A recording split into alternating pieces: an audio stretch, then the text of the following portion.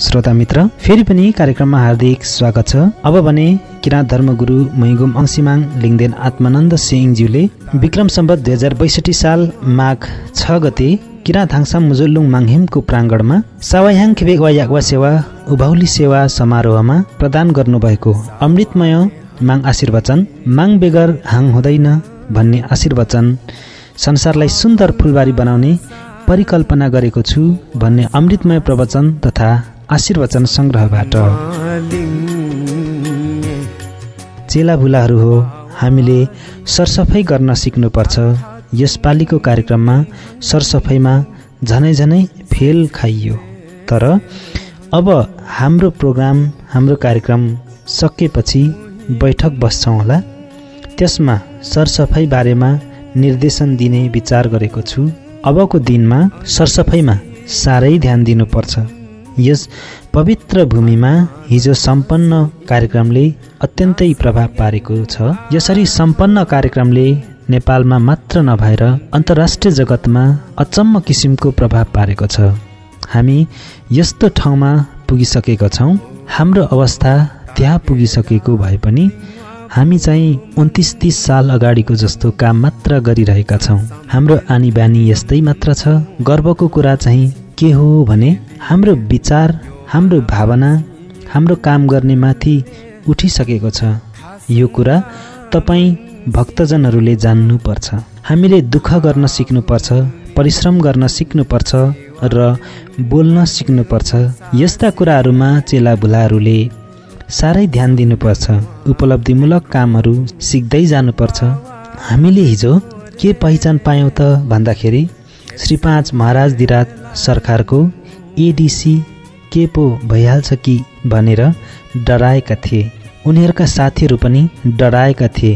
त्यसरी नै केही पो भइहाल्छ कि भनेर म झन् डराएको थिएँ। हाम्रो इज्जत जान्छ, हाम्रो इज्जत पो जान्छ कि भनेर डर लागेको थियो। तर हिजो भेटघाटमा श्री 5 महाराज दिराजसँग संवाद भइसकेपछि मौसुब सरकारको पनि हृदय उज्यालो भएर गयो, हृदय उज्यालो भएर आयो। मेरो पनि हृदय उज्यालो भएर आयो, मेरो पनि हृदय उज्यालो भएर आयो। यसरी सबै भक्तजनको हृदय उज्यालो हुँदै आएपछि मौसुब सरकारलाई गाइड गर्नेहरू पनि खुसी भए। हाम्रो कुराहरू त्यस्तो स्तरमा पुगिसकेको छ। यो भनेको हामी सबैको प्रयासले सम्भव भएको हो। मैले यो ठाउँलाई कस्तो बनाउन चाहेको हो भने यहाँ अरबौं पैसाको बोरा नै हराए पनि कसैले नटिप्ने होस्। एक चेसको सुन कसैको झरेको भए पनि कसैले नटिप्ने होस्। कसैको ब्याग झरिदिए पनि टिपेर राखिदिने होस्, सुरक्षा गरिदिने होस्। त्यो बानीको विकास होस् भनेर मैले सिकाएको छु। त्यो एकदम उपलब्धि भएर आइरहेको छ।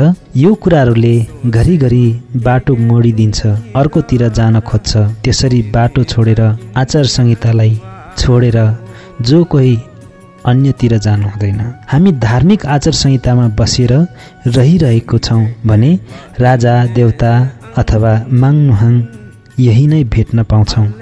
हिजो त तपाईँहरूले हाङ अथवा राजालाई पनि यही भेट्न पाउनुभयो। तपाईँहरूले माङ त जहिले भेट्नुहुन्छ, हिजो त राजा पनि भेट्न पाउनुभयो।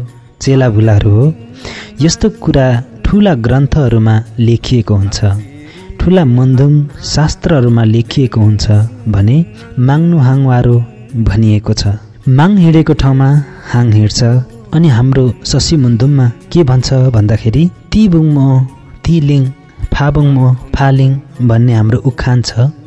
बाँस उम्रिने ठाउँमा बाँस नै उम्रिन्छ, बेत उम्रिने ठाउँमा बेत नै उम्रिन्छ, माङ उम्रिने ठाउँमा माङ नै उम्रिन्छ, हाङ उम्रिने ठाउँमा हाङ नै उम्रिन्छ। हाम्रो मुन्दुममा यस कुरालाई पुष्टि गर्ने एउटा कथन छ, एउटा जनश्रुति छ। त्यो हाम्रो मुखमा छ।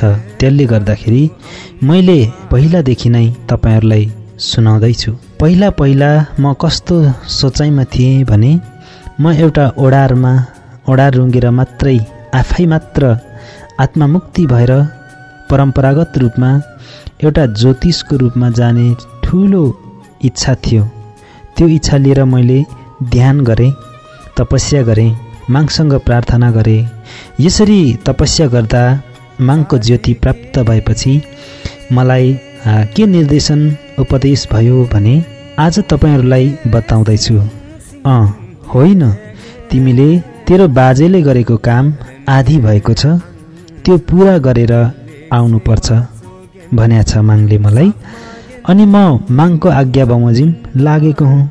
मेरो बाजे भनेको मागुरु फाल्गुनन्दले हामीलाई जुन बाटो दिनुभएको छ त्यो अधुरो मार्ग छ, त्यसलाई जिम्मेवारी पुरा गरेर आउनुपर्छ भनेर मागले भन्यो मलाई। त्यस किसिमले मागबाट हुकुम भएपछि यो धर्मलाई बचाउनु पर्ने रहेछ, यो बाटोलाई राम्रो मर्मत गर्नुपर्ने रहेछ, यो धर्मलाई हामीले संसारमा फैलाउनु पर्ने रहेछ भनेर म धर्म प्रचार प्रसारमा लागेको हुँ। र यस किसिमले लाग्दा लाग्दा यत्रो वर्ष हुँदा बल्ल तल्ल मात्र यतिको उचाइमा निस्कन सकेको छ। बल्ल बल्ल मात्रै तपाईहरूले बुझ्ने मौका पाउनु भएको छ। त्यसमा हरेक जादुगर गरेर होइन, हरेक मुन्धुम गरेर पनि होइन, हरेक गुरु हुँ भनेर पनि होइन, मलाई गुरु मान भनेर घर घर गएर पनि होइन, आफ्नै मुन्धुम, आफ्नै तरिका, आफ्नै मागले दिएको एउटा विचारलाई लिएर तपाईहरूको अगाडि उभिएर तपाईहरूलाई सम्झाउनको लागि अर्थ उपदेश दिन लागे। त्यो धेरै सफल भएर आइरहेको छ। मलाई केमा खुसी लागेको छ भने अब यो भन्दा पहिला हामी के गर्यौं भने चेलाबुला सारसङ्गत यस्तै खाने पिउनेमा यस्तै लटपटिने भएपछि आफू पनि जाँडमा लटपटिनु पर्यो। त्यस्तो गर्दै तपाईहरूलाई एउटा शुद्ध किसिमको मैले सोच गरेको थिएँ। त्यो सोचाइमा पुरा गर्न म पनि त्यसरी लटपटिँदै तपाईहरूलाई तान्ने मौका मैले पाएँ र तपाईहरूलाई यो पवित्र स्थलमा ल्याइ पुर्याउने मेरो कोसिस आज सफल भएको छ। यसलाई माङचोलुङ हाङचोलुङ भनिन्छ। यसरी माङचोलुङ हाङचोलुङमा पुर्याउने काम चाहिँ मैले गरेको छु। ज्ञान दिने क्रममा मैले तपाईहरूलाई तास नखेल्नुहोस् भने, तपाईँ जताभावी नबोल्नुहोस्, सहनशील हुनुहोस् भने, तपाईहरूलाई एउटा कुरा के पनि भनेको छु भने सधैँ हाम्रो आत्मामा विचार फराकिलो राख्नु है भनेको छु। तपाईहरूलाई चुरोट खैनी नखानु, बिडी नखानु है भनेको छु। हिरोइन चरेस नखानु है भनेको छु। नैतिक आचार संहितामा संयमता भएर स्थिर रहेर रहनु है भनेको छु। तपाईहरूलाई यति शब्दले तपाईहरूलाई सुध्रेर आउनु भएको छ, विकास भएर आएको छ। त्यो चुरोट नखाँदाखेरि कस्तो राम्रो भयो। यहाँ तपाईहरू झ्याम्म बस्नु भएको छ। तपाईहरूको मुखमा चुरोट देखिँदैन। तपाईहरूको संयमता, स्थिरता, तपाईहरूको अनुशासन आएको छ। यहाँनिर यो भनेको तपाईहरूको अत्यन्तै मागको नजिक केपमा अर्थात् याम्बकिन या यो भनेको ईश्वरको नजिक पुग्ने कार्य हो है। मागसँग नजिक हुने बाटो है यो चाहिँ। यसरी तपाईहरूलाई मैले डोराइरहेको छु। अब हाम्रो वर्ग, हाम्रो समुदाय कस्तो हो भने एउटा राँगो काटेको ठाउँमा अघि कालो झोला लिएर पुग्ने हाम्रो जाति। अब त्यहाँ जाँडको भट्टी थियो भने 7 दिन बिना नउठ्ने हाम्रो जाति। जाँड रक्सी खाएपछि चुप लागेर सुत्यो भने त ठिकै हो नि, तर त्यही नसुतेर घरमा आएर बुढीलाई कुट्ने जाति हामी। र यस्तो वर्गलाई शिक्षा दिएर यो स्थानमा उतार्न त निकै गाह्रो कुरा हो। यो कुरा भोलिको दिन र समयले मूल्याङ्कन गर्ने चिज हो। अहिले आएर तपाईहरूलाई यस्तो अमुक्ति कुराहरूबाट धेरै मुक्त हुनुभएको छ। त्यसबाट तपाईहरूलाई धेरै माथि उठिसक्नु भएको छ। तपाईहरूको विचार, आत्मा, हृदयभित्र सिकुम निङवा सिगाङ्नु भन्छन् हाम्रो भाषामा। ती भित्रबाट एकदम बिउजिएर तपाईहरू यो चिज चिन्न सक्नु भएको छ। त्यसकारण मलाई खुसी लागेको छ। अब यति मात्र होइन, यो पवित्र भूमिमा मान्छे भेला हुन्छौँ। देशमा जब जब कि पाप र धर्म भन्छ क्या, अहिले अँध्यारो भएर आउँछ। अँध्यारोले उज्यालोलाई देखि पठाउँछ, खोज्छ। कहिले उज्यालोले चाहिँ अँध्यारोलाई हटाइ पठाउँछ। यस्तै पाप कर्मको छानबिन संसारमा भइराखेको छ। हामी भनेको धर्मको पक्षमा छौँ, हामी पापको पक्षमा छैनौँ। त्यसकारण जबकि माङसँग जो नजिक रहन सिक्छ, माङले बाटोलाई माङलाम भन्छ क्या, माङको बाटोलाई जसले पछ्याउन सक्छ त्यो अत्यन्तै पवित्र बनेर जान्छ र त्यसमा अप्ठ्यारो हुँदैन। जस्तो सुकै अप्ठ्यारोमा पनि जोगिएर माथि जान्छ। पहिलाको युगमा हामी यस्तो हुन्थ्यौँ, मान्छेले मान्छेलाई नचिन्ने, मान्छेले मान्छे खाने र पल्लो डाँडा वल्लो डाँडा लाप्पा पर्ने, मारामार गर्ने, रक्तपात गर्ने जस्ता कार्य भएको थियो। धर्मबाट त्यो सबै कुरा शान्ति हुँदै आएको छ, मानिसहरू बाँचेर आएका छन्। त्यसकारण अहिले हामी सेवामा लागिराखेका छौँ। हाम्रो सेवाको सिद्धिले गर्दाखेरि हामी बाँच्छौँ र माङले हामीलाई बचाउँछ। यो तपाईहरूले विश्वास लिनुहोस्। यो कुराहरू थाहा पाउन मैले सिकाएको बाटो राम्ररी सम्हाल्नुपर्छ। बाटो भनेको तपाईहरूलाई के सिकाएको छु भने बाटो दुईटा छ भनेर सिकाइरहेको छु। मार्गदर्शन भनेको दुईवटै छ है भनेको छु। एउटा नराम्रो मार्ग पनि छ, जुवा खेल्ने सिकाउने, जे बोल्न सिकाउने, जे मनमा आयो त्यही गर्न सिकाउने, जे मुखमा आयो त्यही बोल्न सिकाउने, त्यो एउटा नराम्रो बाटो हो। अर्को एउटा बाटो चाहिँ कस्तो छ भने सत्मार्ग, सत्यको बाटो, माङसँग वार्ता गर्ने, तुम्याङहरूसँग गफ गर्ने, सबैलाई माया गर्ने, दया गर्ने एउटा मात्र छ। यी दुईवटा मार्ग जहिले पनि हुन्छ। हामी उज्यालोको अर्को अँध्यारोको यी दुईवटा बाटोसँगै हुन्छौँ। एउटा उज्यालो अर्को अँध्यारो, यी दुईटा बाटोसँगै हुन्छन्। अहिले हामी उज्यालोको बाटोमा छौँ।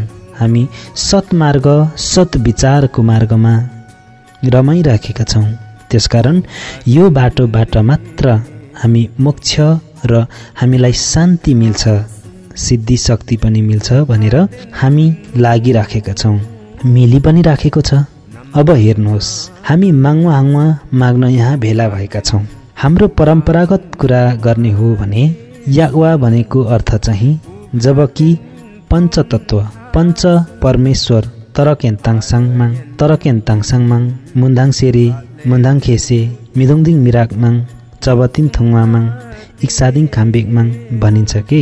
यो पृथ्वी, आकाश, हावा, पानी, आगो यी सबै तागेरा निगा भुमाङको स्वरूप हो। त्यसकारण हाम्रो धर्मले के भन्छ त भन्दा जबकि याग्वा लगाउनु भन्दा पहिले हामीले जमिनलाई उपकार गर्ने, विश्व शान्तिलाई उपकार गर्ने, हामी जगतलाई उपकार गर्ने र जमिनलाई उपकार गर्नुपर्ने कुरा मुन्धुममा उल्लेख गरिएको छ। हामीले बाली नाली छरेको बिउ बिजन हानेको र जमिनमा जुन हामीले गाड्छौँ त्यसमा चाहिँ पृथ्वी माताको दोख नलागोस्। यो एक प्रकारको प्राकृतिक पूजक भन्छ नि। प्राकृतिक पूजक मात्र भनेर हुँदैन, यसलाई पनि महागुरुको भनाइमा त इक्सादिङ खाम्बेकमाङ भनिन्छ। हाम्रो मुन्धुम अनुसार इक्सादिङ खाम्बेकमाङ भनेको मा हो। मा भनेको आमा हो। आमाको दुध पिएर बाँचेका छौँ। यसमा हामीलाई दोख नलागोस्, यसमा हामीले खेती लाउँदा दोख नदेऊ, यसमा सिद्धि देऊ, शक्ति देऊ, यसमा चाहिँ वरदान देऊ, खेतीहरूमा सबै जोगाइदेऊ र हामी र हाम्रा प्राण बचाइदेऊ भनेर माङले उभौली याग्वा पूजा सेवा सम्पन्न गर्ने गर्छौँ। यसलाई एउटा सिस्टमको रूपमा विकास गरिएको छौँ। आज हामी यो याग्वा सेवामा भेला भएका छौँ। बिउ बिजन जम्मा गरेर ल्याएका छौँ। त्यसमा हामीले सिद्धि शक्ति माग्ने, माग्वा हाङ्वा माग्ने, अन्नको सह माग्ने सेवा लाएका छौँ। अन्न, खेतीपाती, धन, याङ पैसा सह पाउनु भनेर जुन प्रार्थना गऱ्यौँ, जुन सेवा गऱ्यौँ त्यो भनेर ईश्वर मागलाई मागेका छौँ, त्यो हामीले पाएका छौँ। तर हामीले त्यसको महत्त्व चाहिँ त्यसरी जान्नुपर्छ। याग्वा पूजाको अर्थ के हो भन्दाखेरि कसैले अर्थ सोध्यो भने मैले हिजो पनि भनेको छु। याग्वाको अर्थ के हो भन्दाखेरि पृथ्वी माताको पूजा गर्ने, त्यसमा जब हामी फलफुल अन्न उब्जाउनको निमित्त बिउ बिजन हामी छर्छौँ, मकै छर्छौँ। यसरी अन्न अनाज छरफोक गर्दा दोक नलागोस् भनेर पृथ्वीलाई बल मागेर बिउ हान्ने हाम्रो परम्परा छ। त्यो भनेको हाम्रो सृष्टिकालदेखि नै सुरुवात भई आएको हो। यस प्रकारको संस्कार हामीले अनादिकालदेखि नै आइरहेका छौँ। त्यसले गर्दाखेरि त्यो अनुसार हामीले जम्मा भएर सालिन्दा सेवा पूजा गर्ने गर्छौँ। यसरी सेवा पूजा गर्ने संस्कारले धेरै राम्रो पनि भएको छ। यसरी सेवा पूजा गर्ने संस्कारले धेरै राम्रो पनि भएको छ। किन भन्दाखेरि तपाईहरुलाई पहिले पनि भनेको छु, मैले याङ पैसा रुपैयाँ पैसाको सह पनि मागले नै फिर्ता गरी लगेको छ। अन्न धनको सह मागले नै फिर्ता गरी लगेको छ। ज्ञान बुद्धिको सह जुन छ त्यो पनि मागले नै फिर्ता गरी लगेको छ है भनेको छु। त्यसकारण त्यो मागले फिर्ता नलैजाओस्, हामीले चाहिँ जहिले पनि पाइरहौँ भनेर ध्यान गरिरहेका छौँ। हेकेरो आदाङबासे त्यो तपाईहरूले कसरी बुझ्नु भएको छ कोनी? पैसा धेरै हुनेहरूको लुटेर लगिदिन्छन्, धेरै बुद्धि हुनेहरूको पनि बुद्धि बिग्रिहाल्छ। तपाईहरूलाई थाहा छ नि, धेरै भटबटिनेको पनि ठाउँ छैन, पैसा कमाएर बस्नेहरूको पनि ठाउँ छैन, अनि धेरै बुद्धि भएकोहरूको पनि बुद्धि बिग्रिएको छ। यस्तो भइराखेको छ अहिलेको संसार। त्यसले गर्दाखेरि त्यो सारा कुराहरूमा हामी के भन्छौँ भन्दाखेरि त्यो सारा कुराहरू पवित्र होस्। बुद्धि बिग्रेकोहरूको पनि दिमाग रिफाइन भएर पवित्र बनेर, बुद्धि बिग्रेकोहरूको पनि दिमाग रिफाइन भएर पवित्र बन्ने गरी मागले ज्ञान दिउन्। शक्तिको बाटो सबैमा जाउँ, मान्छेमा मारामार नगरौँ, हिंसा गर्नु हुँदैन भनेर हामीले ध्यान गरिराखेका छौँ। हामीले मागलाई शक्ति मागिराखेका छौँ। त्यसकारण हामी जहाँबाट बाँच्न सकिन्छ त्यही गर्नुपर्छ। त्यसकारण हामी जहाँबाट बाँच्न सकिन्छ त्यही गर्नुपर्छ।